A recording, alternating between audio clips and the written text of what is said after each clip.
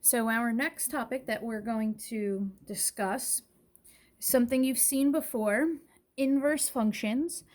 So a reminder about inverse functions. A pair of inverse functions is when the input and the output have swapped. So the domain of one function becomes the range of its inverse, the range of the original is the domain of the inverse. In order for a function to be invertible, so in order to create the inverse function, remember we talked about this in the domain and range video, the function must be one-to-one. So what that means is it must pass the horizontal line test. Now, here's an example, a quadratic, the parent quadratic y equals x squared. This is not one-to-one. That's because there are multiple x's that give you the same output, which means if I go to make the inverse, we want, now to be invertible, that means we want the inverse to be a function. So if I make the inverse table, which is just done by flipping x and y because the domain and the range flip, you notice this is not a function, and that's a problem. We need this to be a function. So what we can do is restrict the domain. If 1 and 2 were not in the domain of y equals x squared, and we just said that the domain x has to be less than or equal to 0, that means this entire chunk of the graph, if we think of it visually, the entire chunk on the right-hand side of the vertex would be gone. Now, you have to make sure I didn't get rid of any bit of the range of y equals x squared. I kept the whole range, but what I did is restricted the domain so that I can now pass, this now passes the horizontal line test. So what you have to do is restrict the domain of the original so that the inverse can be a function. And that has to happen when the function is not one-to-one. Okay, so you have to make sure that you pass the horizontal line test. So let's get into finding an inverse function algebraically.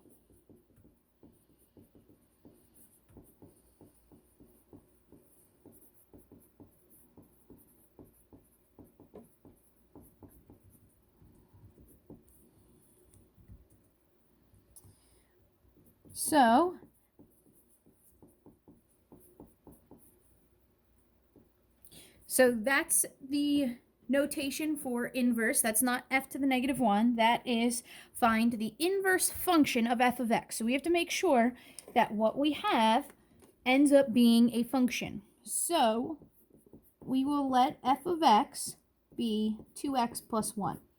So we have to think about what f of x is. F of x is a linear function. Okay, looks like this. Does that pass the horizontal line test? Yes. So is the inverse, if it passes the horizontal line test, that means the inverse is a function. So we don't have to worry about restricting the domain at all. So remember, how do you algebraically get the inverse? You swap x and y. So y is the same as f of x. So I always first write y equals 2x plus 1. So now we have to swap x and y. Here's x, here's y. So now, to get the equation of the inverse, we need to get y by itself. So we solve for y. Take away 1 from both sides. X minus 1 equals 2y. Divide all terms by 2. We get y equals 1/2 x minus 1/2. Is this a function? Yes. So now we go and use our inverse function notation.